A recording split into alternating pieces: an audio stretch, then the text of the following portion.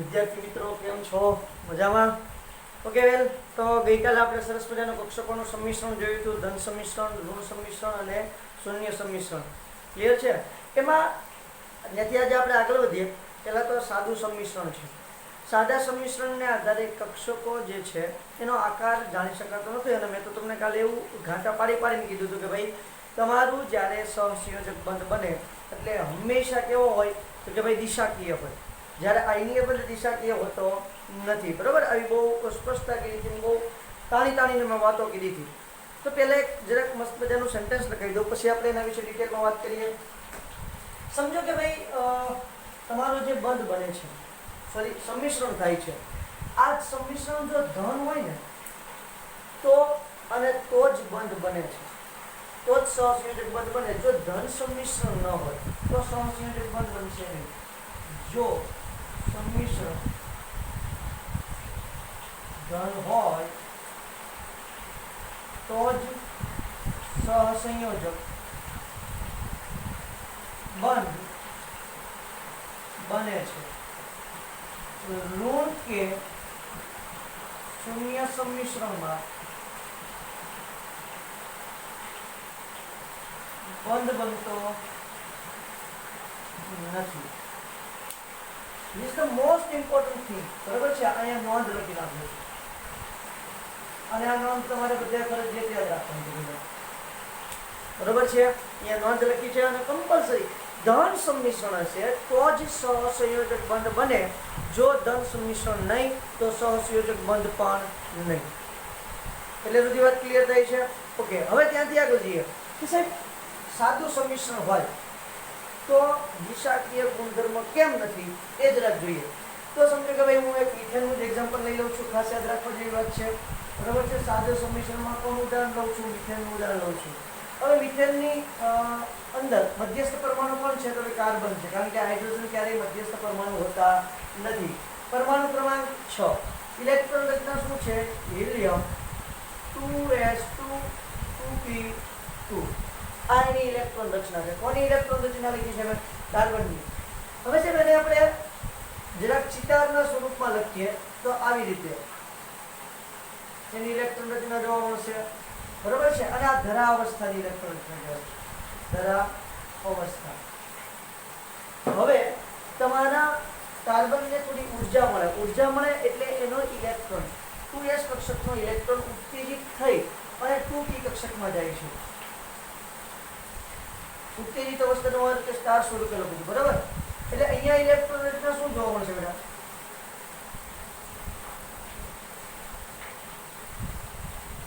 Clear? 2s નો એક electron ઉત્તેજિત થઈ અને ક્યાં જતો રહ્યો છે? 2pz. z કયો કે જે હોય તે. બરાબર છે? કારણ કે 2px 2py 2pz આપણે ક્રમમાં જ આ રીતે લખતા હોઈએ છીએ. તો 2pz કક્ષકમાં જાય છે. હા કે ના? હા સાહેબ, અમને દેખાય છે અને જાય પણ છે. વેલ, તો આ રીતે 4 અર્ધપૂર્ણ ભરાયેલી કક્ષક થઈ ગયા. આપણી સહસંયોજક બંધ બનવા માટેની જે કન્ડિશન છે એ અહીંયા થઈ ગઈ છે, અને બધા જ એકબીજાને સમાંતર ગોઠવાના છે. હવે આપણે શું કરવાનું છે તો કે ભાઈ એની સાથે બંધ બનાવવા માટે એનાથી વિરુદ્ધ સ્પિન ધરાવતા હોય. અહીંયા કોણ લીધા છે? આપણે હાઇડ્રોજન લીધા છે. તો આની સ્પિન એટલે કે આની ભ્રમણની દિશા સમજો કે સમઘડી છે, તો આપણે એની સાથે જે હાઇડ્રોજન જોડવાના છીએ એ કેવી દિશાનો હોવો જોઈએ? વિષમઘડી દિશાના હાઇડ્રોજન હોવો જોઈએ. ક્લિયર થાય છે કે વાત? કેવી દિશાના હાઇડ્રોજન હોવો જોઈએ બેટા? વિષમઘડી દિશાના હાઇડ્રોજન હોવા જોઈએ. એટલે કે તમારા કાર્બનનું જે ભ્રમણ દર્શાવે છે એનાથી વિરુદ્ધ ભ્રમણ દર્શાવતા ઇલેક્ટ્રોન આપણે લેવાના છે. ઓકે, તો આ બધા જોડે તમારે એક એક હાઇડ્રોજન એટલે તો અહીંયા જ જોડી દઉં છું. સમજો કે આ જે તમારી p કક્ષક છે, px py અને pz. બરોબર છે? અને આ s છે. આ એકબીજાની 90 ના ખૂણે છે. તો એની સાથે તમારો હાઇડ્રોજન જે છે એ વિરુદ્ધ સ્પિન ધરાવતો હશે. એ હાઇડ્રોજન એની સાથે આવશે. બરોબર? અને હાઇડ્રોજનની કઈ 1s 1s અને 1s કક્ષક આમાં ભાગ લેશે, કારણ કે હાઇડ્રોજન પાસે તો ખાવા પીવા માટે એક જ કક્ષક છે, 1s કક્ષક. તો આ 1s કક્ષક અહીંયા બંધ બનાવવામાં ભાગ લેશે. વેલ, અહીંયા તો શું થશે કે આ p કક્ષકો જે છે એ એકબીજાને 90 ના ખૂણે, કારણ કે દરેક p કક્ષક એકબીજાને કેવી હોય? કાટખૂણે હોય છે. તો આ દરેક p કક્ષક એકબીજાને કાટખૂણે હોય. આ તો ખ્યાલ છે કે નથી બેટા? દરેક p કક્ષક એકબીજાને કાટખૂણે હોય છે. આ રીતે તમારી p કક્ષક હોય. સમજો કે px હોય એ આ દિશામાં હોય, તો py છે એ આ દિશામાં હશે અને pz છે એ આ દિશામાં હશે, બરોબર છે. તો એકબીજાને કેવા હશે? કાટખૂણે હશે. તો એની સાથે કોણ જોડાય છે? હાઇડ્રોજન જોડાય છે આ રીતે. એટલે દરેક હાઇડ્રોજન તો એકબીજા સાથે 90 ના ખૂણે જોડાઈ જશે, કઈ વાંધો નહીં. હવે વાત રહી છે અહીંયા એસ કક્ષક. એસ કક્ષક કેવી હોય? ગોળાકાર. હવે અહીંયા પણ હાઇડ્રોજનની કઈ જોડાવાની છે? 1s કક્ષક જોડાવાની છે. હાઇડ્રોજનની 1s કક્ષક જોડાશે તો એ પણ કેવી હશે? ગોળાકાર. તો એ કઈ દિશામાંથી જોડાશે? ખબર નહીં. ક્લિયર થઈ જાય કે? તો અહીંયા જ્યારે સાદું સંમિશ્રણ હોય ત્યારે, અને આમાં આપણને ખબર છે કયું સંકરણ થાય છે? sp3 સંકરણ થાય છે. sp3 સંકરણ થાય એટલે બંધકોણ 109.5 ડિગ્રીનો હોવો જોઈએ. અહીંયા એ વાત કોઈ રીતે સમજાવી શકાય એવું દેખાય છે તમને? કારણ કે આ તો 90 ના ખૂણે જોડાઈ જાય, પછી આને ક્યાં ખૂણે જોડવું? કારણ કે એ તો ગોળાકાર છે, સ્ફેરિકલ છે. તો એને કોઈ રીતે આપણે સાબિત કરી શકતા નથી. એટલે કે સાદા સંમિશ્રણ, સાદું સંમિશ્રણ, હજી મેં સંકરણ નથી કીધું. આ જે ઘટના છે, અહીંયા જે ભૂલ છે, ભૂલ મતલબ કે ભાઈ આની જે ખામી છે, આ ખામી આપણે ક્યાં સુધારી લેવાની છે? તો કે સંકરણની અંદર સુધારી લેવાની છે. પણ અહીંયા સાદું સંમિશ્રણ, હજી મેં સંકરણ કીધું નથી. સાદા સંમિશ્રણમાં ત્રણેય p કક્ષક સાથે 90 ના ખૂણે હાઇડ્રોજનની 1s કક્ષક જોડાઈ જાય છે, કોઈ પ્રોબ્લેમ નથી. પણ જ્યારે બંને s કક્ષક જોડવાનો વારો આવે છે ત્યારે એ તો કોઈ પણ દિશામાંથી જોડાય, બરાબર? આ રીતે પણ જોડાય, આ રીતે પણ જોડાય, કોઈ પણ દિશામાંથી જોડાશે. તો એમની વચ્ચેનો ખૂણો કે એમની દિશા આપણે જાણી શકતા નથી. તો એનો એક મતલબ એમ થાય કે સાદા સંમિશ્રણથી આપણે કક્ષકનો આકાર જાણી શકતા નથી. સાદા સંમિશ્રણથી વાત કરીશું, બરાબર? તો હમણાં એને આપણે સુધારી રાખશું. જ્યારે આપણે સંકરણ ભણશું ત્યારે આજે ખામી છે કે ભાઈ કેમ જાણી નથી શકતા એ આપણે સોલ્વ કરી નાખવાની છે. અથવા તો આપણે જે અત્યારે જાણીએ છીએ કે આનો આકાર કેવો હોય છે, તો કે ભાઈ સમચતુષ્ફળ કેવો હોય છે, એ આપણને ક્યાંથી ખબર પડી છે? તો આપણને સંકરણ પરથી ખબર પડી છે, સાદા સંમિશ્રણ પરથી ખબર પડી નથી. ઓકે, ચલો બેન, ત્યાંથી થોડા સરસ મજાના આગળ વધીએ એટલે આપણી વાતને વેગ મળી જાય. શું આગળ વધવાનું છે? તો હવે સંમિશ્રણ થાય છે ત્યારે બંધ બને છે, સિગ્મા બંધ અને પાઈ બંધ. સહસંયોજક બંધ છે એ બે પ્રકારના હોય, સિગ્મા અને પાઈ.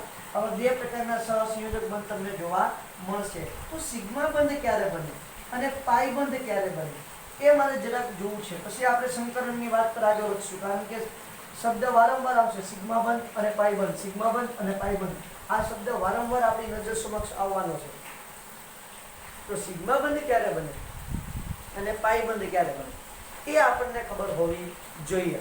વેલ, તો આપણે સરસ મજાનું સિગ્મા બંધ અને પાઈ બંધ મેળવવા માટેનો થોડોક નાનો અમથો પ્રયત્ન કરીએ છીએ. તો શું પ્રયત્ન કરવાનું છે? કાંઈ નથી કરવાનું ભાઈ, તમારે કાંઈ નથી કરવાનું, તમારે ઘરે બેસવાનું છે.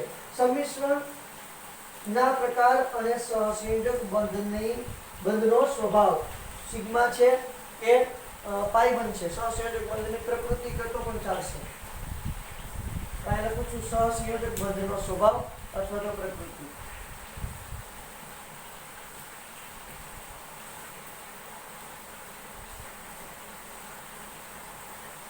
સહસંયોજક બંધનો સ્વભાવ, બરાબર છે, અથવા તો સહસંયોજક બંધની પ્રકૃતિ. વેલ, તો આપણે ગઈકાલે વાત કરી હતી કે ભાઈ ધન સંમિશ્રણ, ઋણ સંમિશ્રણ અને શૂન્ય સંમિશ્રણ થાય છે. અને મેં તમને ત્યારે ગઈકાલે પણ કીધું હતું કે જો ભાઈ તમારા ધન ભાગ ભેગા થાય, એટલે કે તમારા તરંગ વિધેયના સમાન ભાગ ભેગા થાય. ધન તો આપણે માત્ર શું છે તો કે ભાઈ દર્શાવવા માટે કીધું હતું, એ કોઈ જાતનું ધન કે ઋણ નથી, એ માત્ર દર્શાવે છે કે સમાન ભાગ, ધન એટલે સમાન ભાગ છે, બરોબર છે. તો તમારું શું થાય? ધન સંમિશ્રણ થશે. શું થશે ભઈલા? ધન સંમિશ્રણ થશે.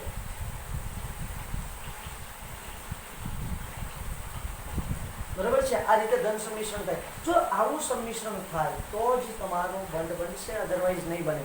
ઋણ સંમિશ્રણ થાય તો પ્રશ્ન એવો થાય છે કે ભાઈ ઋણ સંમિશ્રણ થાય તો ઋણ પણ સમાન કહેવાય કે ના કહેવાય? તો એ પણ તમારું શું થશે તો કે ભાઈ ધન સંમિશ્રણ જ કહેવાય, કારણ કે આ બે ભાગ એક સાથે એકબીજા સાથે ભેગા મળે છે. પણ ધન ઋણ સંમિશ્રણ થાય તો આ તમારું સંમિશ્રણ કેવું બનશે? ઋણ સંમિશ્રણ. મેં તમને કીધું છે આ માત્ર બેટા નિશાની નથી, આ ટૂંકમાં ધન કે ઋણ એવું કંઈ નથી, માત્ર એક સંજ્ઞા છે કે સરખા ભાગ છે. એને એ બી એવા પણ નામ તમે આપી શકો, બરોબર છે. પણ તમારી ચોપડીની અંદર શું આપેલું છે તો કે ભાઈ ધન અને ઋણ એવા આપેલા છે, માઇનસ પ્લસ આપેલા છે, એટલા માટે હું એવા સંજ્ઞાથી દર્શાવું છું, બરોબર છે. નહીંતર એને તમે આ રીતે પણ દર્શાવી શકો. સમાન સમાન ભાગ આપણે જોવાના છે, બરોબર છે, સમાન સમાન ભાગની વાત કરવાની છે.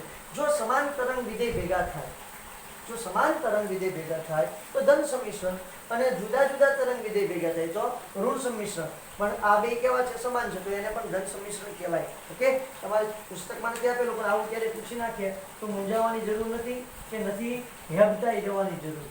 ત્યાંથી થોડું આગળ વધીશ તો હવે મારે જોવું છે કઈ રીતે.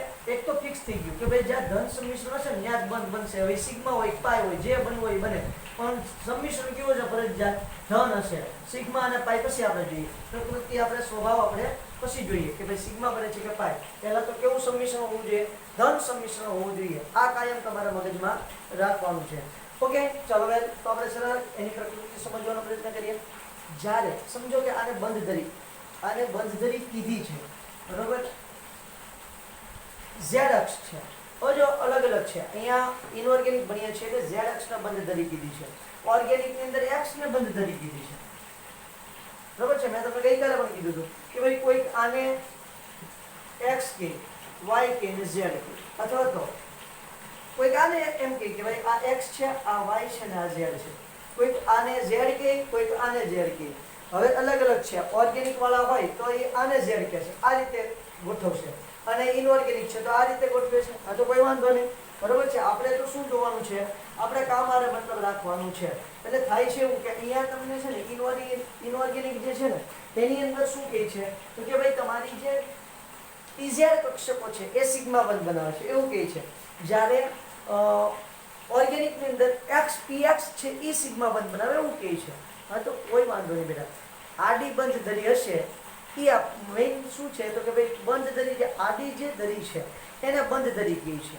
એને શું કહે છે? બંધ ધરી. તો આંતર અક્ષ, એને શું કહે છે? આંતર અક્ષીય અક્ષ તરીકે, તો આંતર પરમાણુય અક્ષ પણ કહે છે. આંતર પરમાણુય અક્ષ કહેવાય ને, કે જે બે પરમાણુમાંથી પસાર થતી હોય, કોમન છે. તો આવી રીતે કોઈક આને ઝેડ કહે છે, કોઈક એને એક્સ કહે છે. અહીંયા ઇનઓર્ગેનિકમાં ઝેડ કીધું છે, આડી લાઈન જે છે એને શું કીધું છે? ઝેડ. ઓર્ગેનિકમાં આડી લાઈનને શું કહે છે? એક્સ કહે છે. તો અત્યારે પીઝેડ છે એ સિગ્મા બંધ બનાવશે, જ્યારે ઓર્ગેનિકમાં શું હશે? પી એક્સ હશે એ સિગ્મા બંધ બનાવશે. એ આપણે યાદ રાખવાનું છે. એનાથી કોઈ ફરક નહીં પડે. જો એનાથી તમને એક્ઝામની અંદર કોઈ પણ જાતનો ફેરફાર નહીં થાય કે નહીં તમને કંઈ કન્ફ્યુઝન થાય. માત્ર આપણે યાદ રાખવાનું છે અત્યારે હાલ પૂરતી, બરાબર? ઓકે, તો હવે વાત કરવાની છે આપણે સરસ મજાના સિગ્મા બંધની. શેની વાત કરવાની છે? સિગ્મા બંધની. ક્યારે સિગ્મા બંધ બને છે? તો કે ભાઈ જ્યારે તમારા કક્ષકોનું સંમિશ્રણ આંતર પરમાણુય અક્ષ, કેવી કીધી છે? આંતર પરમાણુય અક્ષ પર જ્યારે તમારા સિગ્મા બંધ કક્ષકોનું સંમિશ્રણ થાય છે તો તેને આંતર કેન્દ્રીય અક્ષ પર કહે છે, બરોબર છે. આંતર કેન્દ્રીય અક્ષ અથવા તો આંતર પરમાણુય અક્ષ. એટલે તમને સારું લાગે એનાથી તમે, એટલે સારું લાગે બરાબર, આ બેમાંથી જે નામ સારું લાગે એનાથી તમે કહી શકો છો, એટલે કે એનાથી તમે બોલાવી શકો છો, બરાબર છે. તો શું કહે છે તો કે ભાઈ જ્યારે તમારા કક્ષકોનું સંમિશ્રણ આંતર પરમાણુય અક્ષ પર, કઈ અક્ષ પર? આંતર પરમાણુય અક્ષ પર થાય છે ત્યારે જે બંધ બને એને સિગ્મા બંધ કહેવાય. ફરી એક વખત બોલું છું. જ્યારે કક્ષકોનું સંમિશ્રણ આંતર પરમાણુય અક્ષ પર થાય છે, બરાબર છે, અથવા તેને બંધ ધરી પણ કહે છે. આંતર પરમાણુય અક્ષ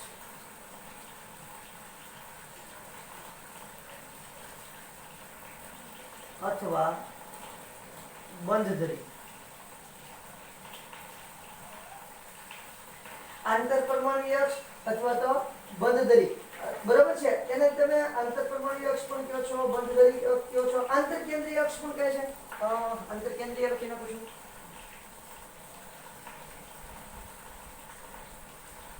આવા અલગ અલગ નામથી એને ઓળખાય છે. ઓકે, આપણે આંતર કેન્દ્રીય વધુ યોગ્ય રહેશે કારણ કે તમારા પુસ્તકમાં શાયદ એ જ આપેલું છે. તો શું કહે છે? જ્યારે કક્ષકોનું સંમિશ્રણ આંતર કેન્દ્રીય અક્ષ પર થાય છે, કેને પર થાય છે? આંતર કેન્દ્રીય અક્ષ પર થાય છે ત્યારે રચાતા બંધને સિગ્મા બંધ કહે છે. મતલબ કે સંમિશ્રણ એના પર થવું જોઈએ. અહીંયા ધારો કે તમારો પી કક્ષક છે, બરોબર છે, અને અહીંયા કોણ છે? એસ કક્ષક છે. તો ક્યાં સંમિશ્રણ થયું છે? આ સંમિશ્રણ ક્યાં થયું છે પહેલા? આંતરકેન્દ્રીય અક્ષ પર સંમિશ્રણ થયું છે. દેખાય છે કે નથી દેખાતું? યસ યા નો? બરાબર છે. તો આને બાજુ કેવું થાય છે? ધન સંમિશ્રણ થાય છે. તો આ પ્રકારે જે બંધ બનશે એ સિગ્મા બંધ બને છે. જ્યારે કક્ષકોનું સંમિશ્રણ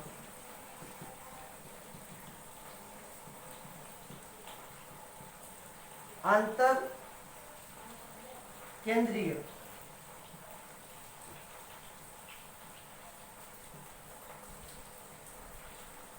અક્ષ પર થાય, જ્યારે કક્ષકોનું સંમિશ્રણ આંતર કેન્દ્રીય અક્ષ પર થાય છે, જ્યારે કક્ષકોનું સંમિશ્રણ આંતર કેન્દ્રીય અક્ષ પર થાય છે, ત્યારે રચાતા બંધને સિગ્મા બંધ કહે છે. અને શીર્ષ સંમિશ્રણ પણ કહેવાય બેટા. બંનેના માથાથી સંમિશ્રણ થાય છે, શીર્ષ સંમિશ્રણ પણ કહેવાય. કયું સંમિશ્રણ કહેવાય? શીર્ષ સંમિશ્રણ તરીકે પણ ઓળખવામાં આવે છે. આખી વાત ક્લિયર થઈ છે? ઓકે, તો હવે સિગ્મા બંધ બનાવશે કોણ? એની જરાક ચોખવટ કરી દઉં છું. તો જુઓ, ખાસ કરીને જ્યારે પીઝેડ કક્ષકો હોય, હજી એક વખત તમને ચોખવટ કરી દઉં છું. અકાર્બનિક છે તો કોણ આવશે? તો કે પીઝેડ કક્ષક છે. આ ઝેડ અક્ષ છે, બરાબર? અહીંયા પણ ઝેડ અક્ષ જ લઈશું. એ તમારી આંતર કેન્દ્રીય અક્ષ હશે. જ્યારે ઓર્ગેનિક આવશે ત્યારે એક્સ અક્ષ છે એ આંતર કેન્દ્રીય અક્ષ થઈ જશે. અહીંયા તમારી પીઝેડ કક્ષક સિગ્મા બંધ બનાવે છે. ઓર્ગેનિકની અંદર પીએક્સ કક્ષક સિગ્મા બંધ બનાવશે. ક્લિયર થાય છે આખી વાત? ઓકે, તો જુઓ, આ પીઝેડ કક્ષકોનું સંમિશ્રણ થયું છે.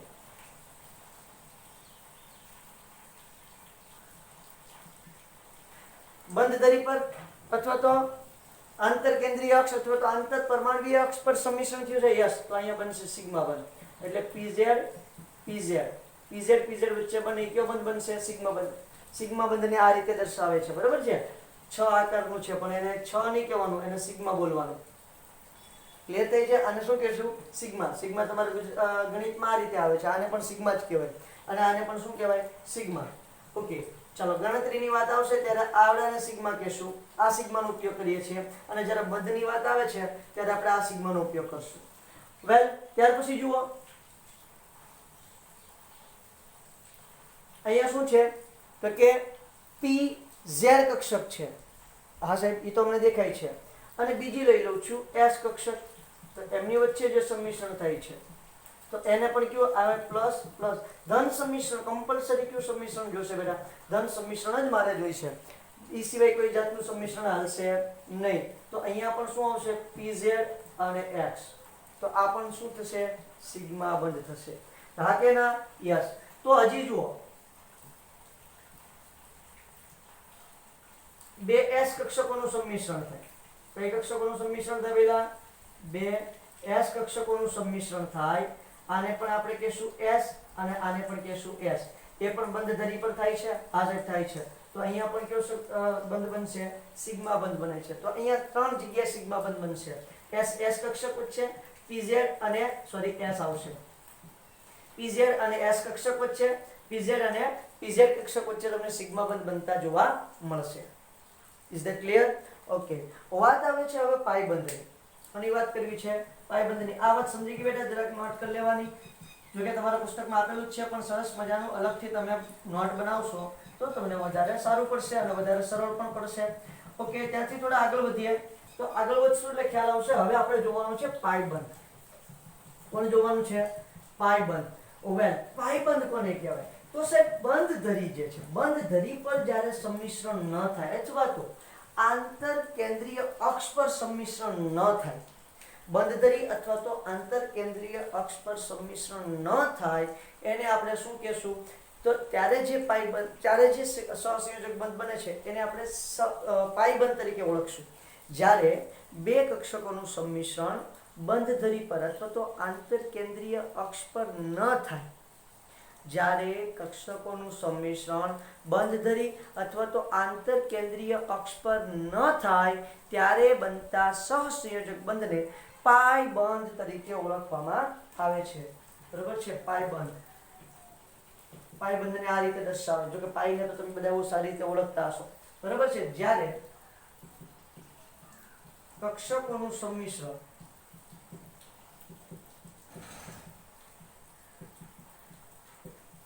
બંધ ધરી અથવા તો જે શબ્દ પહેલા વાપરો તે જ વાપરું છું, આંતરકેન્દ્રીય અક્ષ, આંતરકેન્દ્રીય અક્ષ પર ન થાય. જ્યારે કક્ષકોનું સંમિશ્રણ આંતરકેન્દ્રીય અક્ષ પર ન થાય ત્યારે રચાતા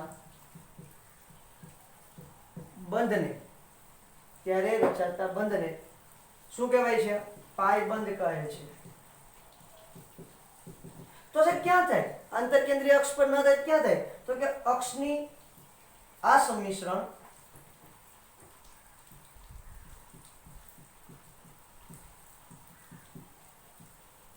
અક્ષની ઉપર અને નીચેની બાજુ પર થાય છે.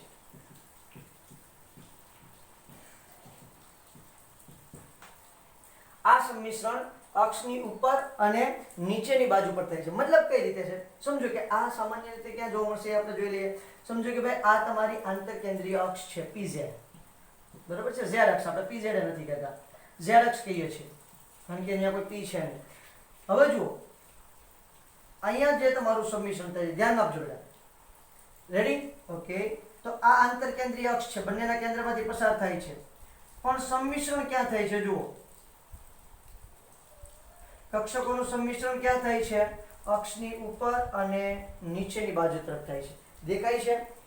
હા કે ના બેટા? તો આ પ્રકારે જે સંમિશ્રણ થાય છે એને આપણે શું કહીએ છીએ? અને આ જે બંધ બને છે, આ જે બંધ બને એને આપણે કહીએ છીએ પાયબંધ. એને સામાન્ય રીતે તમારે જોવું હોય તો તમે આ રીતે દર્શાવી શકો. સમજો કે ભાઈ આ ઉપરની તરફ એક રકાબી અને નીચેની તરફ એક રકાબી, આ રીતે તમે એને દર્શાવી શકો છો. આ છે તમારો પાયબંધ. એક જ બંધ છે બેટા, આ બે બંધ નથી, બરોબર છે? કારણ કે એક જ અક્ષ દ્વારા બને છે એટલે આ બે બંધ ના સમજવા, એક જ બંધ સમજવો. મતલબ શું થાય કે આ રીતે બનશે, આ રીતે.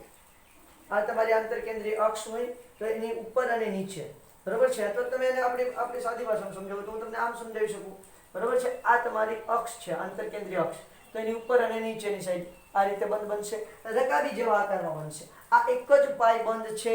ફરી એક વખત કહું છું, કારણ કે એક જ કક્ષક ઉપર અને નીચેથી સંમિશ્રણ પામી છે એટલા માટે. તો આ કક્ષક કઈ હશે? PX આપણે લઈ લઈએ. હશે તો ધન સંમિશ્રણ. જો પેલા ઋણ સંમિશ્રણ કામ આવશે નહીં, ધન સંમિશ્રણ જ હશે, પણ બંધ કયો બનશે? પાયબંધ બનશે. બીજી વાત જુઓ કે સમજો કે ભાઈ PY કક્ષક હોય, બરોબર છે? તો ત્યાં પણ આ તમારી Z અક્ષ છે એ આંતરકેન્દ્રીય અક્ષ છે, બરોબર છે? હવે અહીંયા તમારું X અક્ષ જે છે, જે દિશામાં હોય એ દિશામાં બે કક્ષકો દોરી નાખું છું.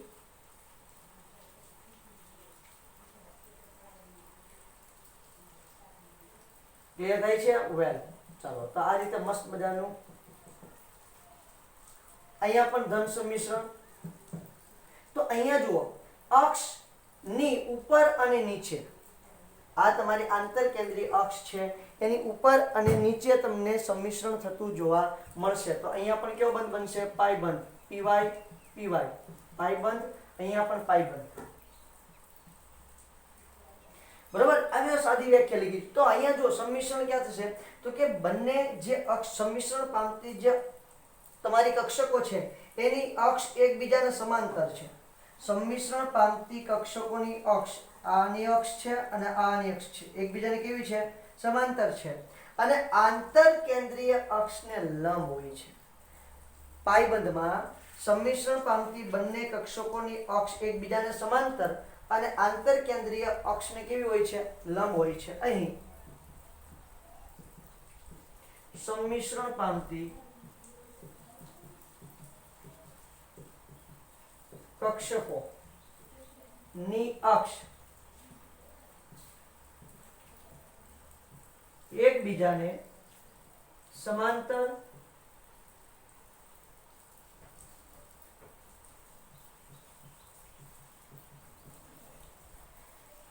અહીં સંમિશ્રણ પામતી કક્ષકોની અક્ષ એકબીજાને સમાંતર અને આંતરકેન્દ્રીય અક્ષને લંબ હોય છે.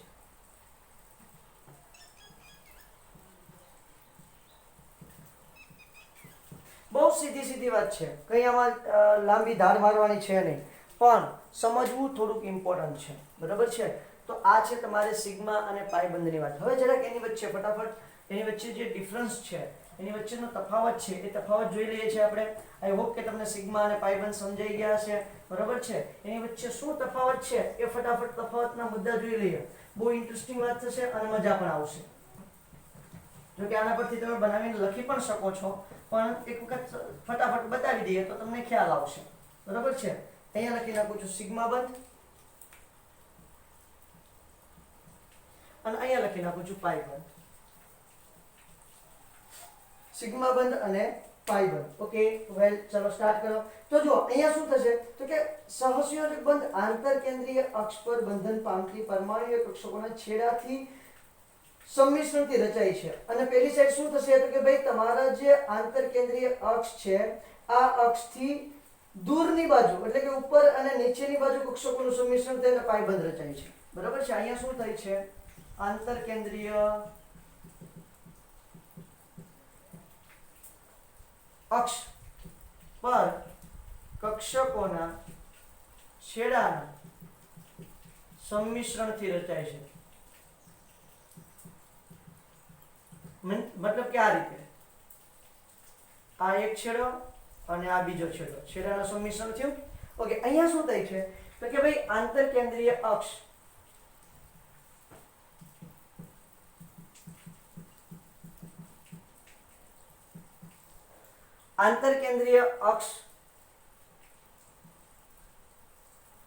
ની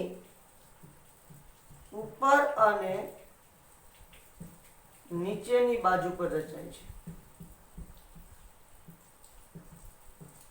મતલબ કે આંતરકેન્દ્રીય અક્ષથી દૂરની તરફ રચાય છે આ બંધ. આ જે સહસંયોજક બંધ છે એ આંતરકેન્દ્રીય અક્ષ પર જ રચાય છે. જ્યારે આ સહસંયોજક બંધ શું છે?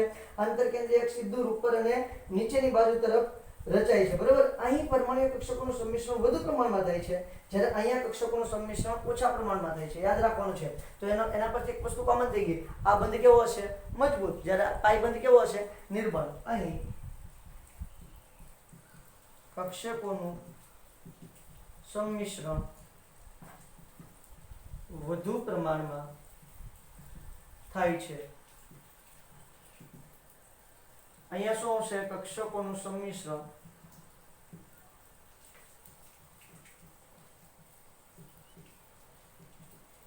ઓછા પ્રમાણમાં થાય છે.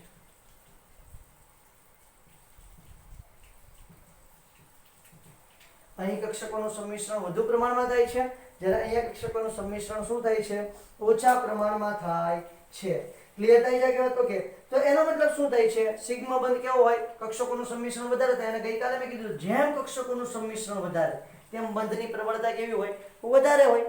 તો જેમ અહીંયા કક્ષકોનું સંમિશ્રણ વધુ થાય તો બંધ કેવો હશે? પ્રબળ હશે. ત્રીજું, સિગ્મા બંધ પ્રબળ હોય છે, જ્યારે પાઈ બંધ કેવો હોય છે? પેલા પાઈ બંધ નિર્બળ હોય છે. કોના કરતા? સિગ્મા કરતા. સિગ્મા બંધ પ્રબળ હોય છે, જ્યારે પાઈ બંધ કેવો હોય છે? નિર્બળ હોય છે. કારણ શું છે? તો કક્ષકોનું સંમિશ્રણ ઓછું છે. બસ, બીજું કઈ નહીં. પછી આ જે સેન્ટેન્સ લખું છું ને એ બહુ ઇમ્પોર્ટન્ટ છે. સિગ્મા બંધ ભ્રમણ દર્શાવે છે. સિગ્મા બંધ નું ભ્રમણ થાય છે. પાઈ બંધનું ભ્રમણ થતું નથી. પાઈ બંધનું ભ્રમણ થતું નથી. મતલબ શું છે? જો ધ્યાન આપજો શું કહેવા માંગે છે તે. હવે સમજો કે આ કોઈ પણ પરમાણુ છે, x પરમાણુ વચ્ચે સિગ્મા બંધ રચાયેલો છે. બરોબર? હવે તમે આ x ને સ્થિર રાખશો અને આ x ને તમે ભ્રમણ આપશો અને અહીં સિગ્મા બંધનું ભ્રમણ આપશો તો કોઈ પણ જાતનો ફેરફાર થશે નહીં. બરોબર છે? એક પરમાણુને સ્થિર રાખીને બીજા પરમાણુને સિગ્મા બંધ સાથે ભ્રમણ આપો તો કોઈ પણ જાતનો ફેરફાર નહીં થાય, ભ્રમણ થઈ જશે. જ્યારે પાઈ બંધમાં શું થાય? સમજો કે તમારા x પરમાણુ વચ્ચે એક સિગ્મા બંધ અને એક પાઈ બંધ છે. પાઈ બંધ આ રીતે દર્શાવો. હવે તમે જ વિચારી જુઓ કે આને હું સ્થિર રાખું અને આને હું ફેરવીશ તો શું થશે? જે પાયબંધ છે એ આંટી વળી જશે. સિમ્પલ કહું છું કે ભાઈ એક બેસ્ટ જો બે માર્કરથી દર્શાવી દો. આ સિગ્મા બંધ છે, પહેલા એક ખાલી કયો બંધ છે? સિગ્મા બંધ. બરોબર છે. આ બે મારા હાથના પંજા વચ્ચે સિગ્મા બંધ રચાણો છે. હવે સિગ્મા બંધને ભ્રમણ આપો, કોઈ જાતનો ફેરફાર થશે નહીં થાય. હવે સેમ ટુ સેમ સિગ્મા બંધની સાથે સાથે કયો બંધ? જો એકલો પાઈ બંધ પોસિબલ નથી, કાં બે પાઈ બંધ હોય, બરોબર છે, કાં સિગ્મા ને પાઈ બંધ હોય, કાં બે પાઈ બંધ હોય, કાં સિગ્મા ને પાઈ બંધ હોય. ક્લિયર થાય છે આખી વાત? વેલ, તો જુઓ મોસ્ટલી તો સિગ્મા અને પાઈ બંધ જ તમને જોવા મળશે બધી જ જગ્યાએ. પણ જ્યારે આપણે એની પછીની એમોટી થિયરી જોશું, બરોબર છે, તો એમાં કાર્બન કાર્બન વચ્ચે તમે જોવા જશો ને તો તમને સિગ્મા બંધ એના દર્શન થશે. ક્લિયર? હવે જુઓ આ રીતે હોય બે હાથના પંજાને. હવે હું ભ્રમણ આપું તો શું થાય હાલત? દેખાય છે તમને આખી વાત? બસ એટલામાં તમે મારા ખ્યાલથી સમજી જશો. આ રીતે જ્યારે પાયબંધ હોય ત્યારે પાયબંધનું તમે ભ્રમણ આપી શકતા નથી. એકલો સિગ્મા બંધ હોય. સિગ્મા બંધ ક્યારેય બે નહીં હોય. ક્યારેય સિગ્મા બંધ બે પોસિબલ નથી. પાયબંધ બે પોસિબલ હશે. બરોબર છે. તો આવી રીતે તમે ભ્રમણ આપશો, કોઈ જાતનો ફેરફાર થશે નહીં. જ્યારે તમે પાયબંધને ભ્રમણ આપી શકતા નથી, આવી ઘટના બનશે. બરોબર છે. વેલ, તો શું કહેવાનો મતલબ શું થાય છે? તો કે ભાઈ સિગ્મા બંધનું ભ્રમણ થતું નથી જ્યારે પાઈ બંધનું ભ્રમણ, સોરી, સિગ્મા બંધનું ભ્રમણ થાય છે જ્યારે પાઈ બંધનું ભ્રમણ થતું નથી. એને આપણે મુક્ત ભ્રમણ, મુક્ત ભ્રમણ શબ્દ વાપરો તો સારું પડશે.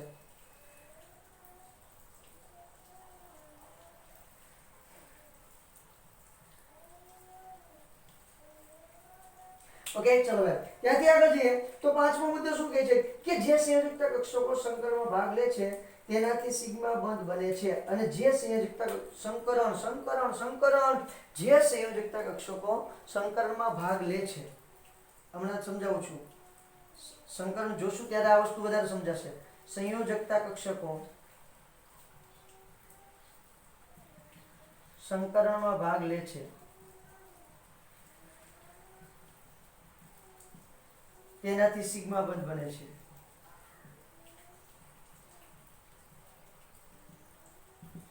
પછી અહીંયા લખું છું જે સંકરણમાં જે કક્ષકો સંયોજકતા જશે કક્ષકો, આ કારણ કે આ બધી વાત સંયોજકતા કક્ષકોની જ થાય છે.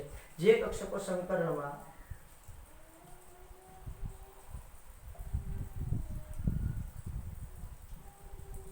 ભાગ લેતી નથી તેનાથી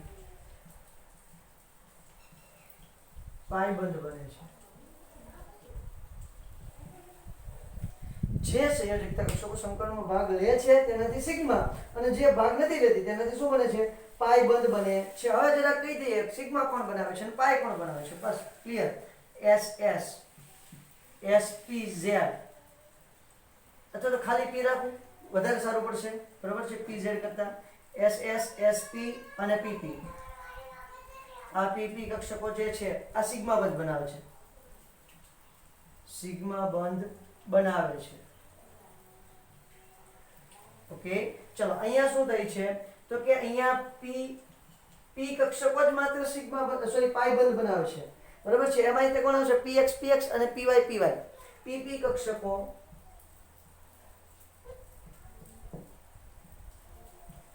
પાઈ બંધ બનાવે છે.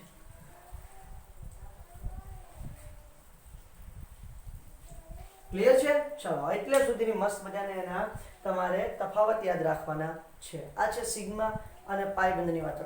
નેક્સ્ટ લેક્ચરથી આપણે સંકરણની મસ્ત મજાની શરૂઆત કરશું. આજે એટલે સુધી રાખીએ. ક્લિયર? બહુ સીધી વાત છે, સિમ્પલ છે ને બહુ સહેલું પણ છે. યાદ રાખવું પણ બહુ સીધું છે. બરોબર? Thank you.